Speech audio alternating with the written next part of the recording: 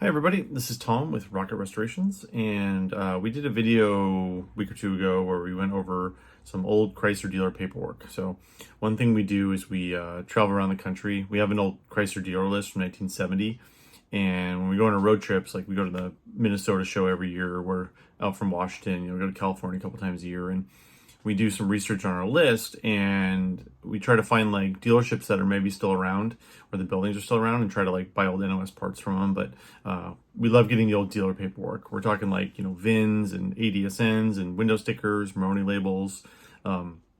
We love finding that stuff. So a couple weeks ago, we did a video on a folder for a 1970 Roadrunner that was sold in Martinez, California, and it had like all the dealer paperwork, the convoy receipts, ADSN, had all that fun stuff. So and everybody really liked the video. I've gotten some really positive feedback on it. It's kind of deep nerd Mopar stuff, but everyone seemed to like it. So if you haven't watched the video, please go back and watch it. It's a long one, but it goes over like all the paperwork. So we thought we'd do today is we got back from our trip a couple months ago, and finally yesterday I was starting to go through some of the NOS parts and the some of the old stuff, and I actually found some dealer paperwork I'd forgotten I even gotten. It was up in an attic up in a dealer in Minnesota, and the cool thing we found is there wasn't a lot of stuff, but we found a folder of all the dealer warranty work. So it's like 74 to 71, 72, right around there that they worked on. So there's a lot of like 74 cars, but they had stuff all the way back to, 68, 67, because the stuff was still under warranties. The Chrysler had the little longer warranty at that point. And I just thought it was really cool stuff. And we found one folder that, I don't know, just cracked me up. I thought it was hilarious. And again, I find this stuff real interesting. It's like, this is the stuff that went wrong back in the day with these cars. Everybody always argues how reliable they were, like how good cars they were. Like, well, this is like documented proof of like what went wrong back in the day. I find it real entertaining to go through this stuff.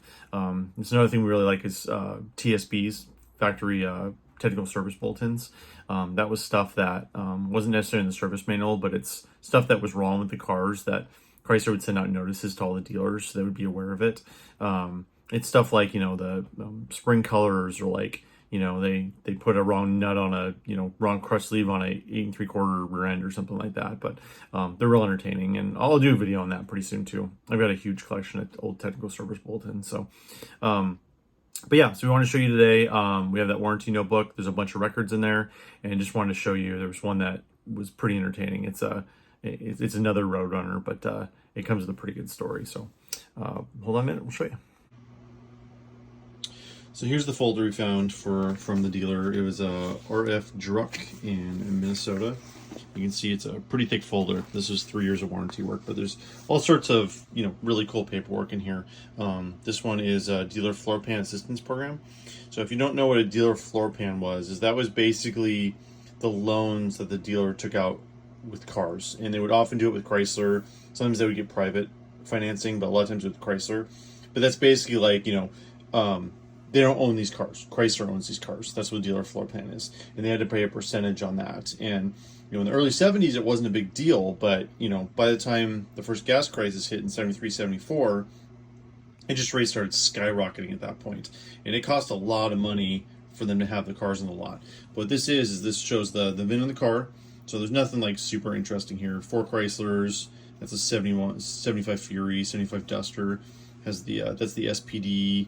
That's the plant. I can't remember what the G and V is.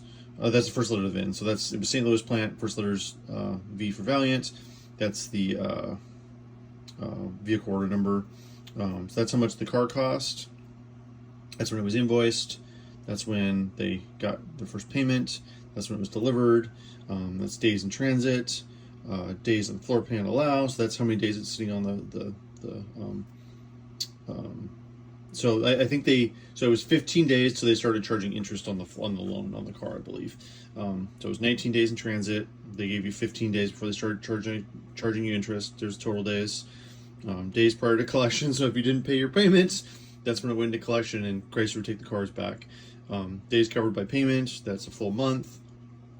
And I believe that was their monthly payment. So they were basically paying the interest on this. I mean, Chrysler wanted to give their dealers, good terms, but they also had to make money off this. So Shows right down here, the payment rate is 8.25%, and then that was the total payment. So this is basically their monthly payment on each car that was sitting on the floor that they bought from Chrysler, but they didn't own outright. So some dealers, had enough money where they would just buy the cars outright from Chrysler.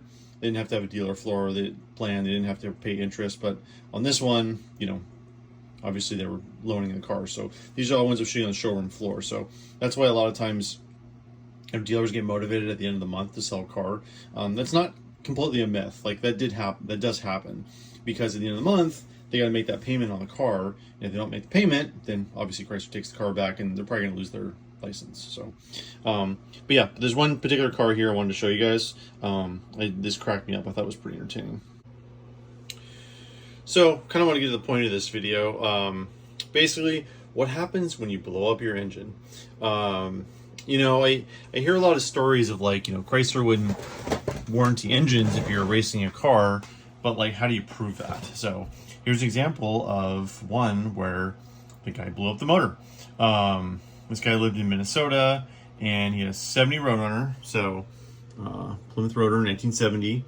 There's the full VIN there, RM21 NOG 131193. So that means R is for Plymouth B-body, M is Roadrunner, 21 is two-door post, N is 383 4-barrel, 0 is the year, 1970, G is the plant, St. Louis, and then 131193 is the last 6 of the VIN.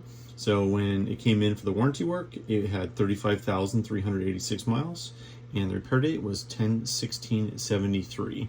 So let's see what happened. So in the description here, it's had an engine rod knock, and they had to replace parts, grind the valves. The engine knocking and running rough, cause exhaust valve stem broke. I can't imagine, maybe he was revving the motor up too high racing it, but we may not ever know. The valve and head broke. It broke 2 pistons and roughed up the head, and the engine is full of metal pieces. So what they had to do here is they had to get new bearings, had to get looks like 2 new pistons. It's kind of cool. They have all the factory part numbers here too. Head, piston rings, complete gasket set, 1 exhaust valve, pan gasket, and intake valve. I'm assuming they had to pull the motor apart to clean out all the shavings and everything. So the subtotal for all that was 135.85, and the total with parts was 169.81. So honestly, in the big scheme of things, they really didn't cost Chrysler that much. Labor was 52.17. Labor rates were a lot cheaper back then, and the total was 221 for the warranty work. So yeah, I don't know if this guy was racing it. I'm not sure what was going on, but so here's the funny part. So hold on. So when we were going through the folder, we thought, oh, that's cool. You never see paperwork like this. Everyone always says oh, I got a warranty replacement block in my Mopar. Well, no one can really prove that unless you have paperwork like this. A lot of motors get replaced over the years. A lot of motors are sold over the counter. But if you happen to have this car, here's proof that your numbers matching motor is gone, because this guy blew it up. So this time it is 2/11/74. The other one was 10/16/73. So this is 5 months later. He had put another 1,500 miles on the car, and guess what? He blew up the motor again. So I had to replace the short block this time. I said short engine. Related questions: the auto trans, replaced camshaft, engine quit running. Number 3 and number 4 rod journal went out, which broke engine block when the rods became wrapped around the crankshaft. So yeah, this guy did quite the number on the motor. So either he was racing it, doing something he shouldn't have been doing, or they didn't fix it properly the last time. I will leave that up to you guys on what happened there. So this one was significantly more expensive than the last one. So this one, the short block was $343.57. Pan gasket, camshaft, baffle. I'm guessing that maybe that's the windage tray. Oil pump, timing chain. This is pretty much a full rebuild. Looks like they reused a few things, but yeah, this one was really expensive. So, but yeah, I just thought it was really funny that guy blew up the motor twice, but it was still under warranty. It was pretty close to the end of the warranty, but it was still under warranty. This one cost the dealer a lot more money.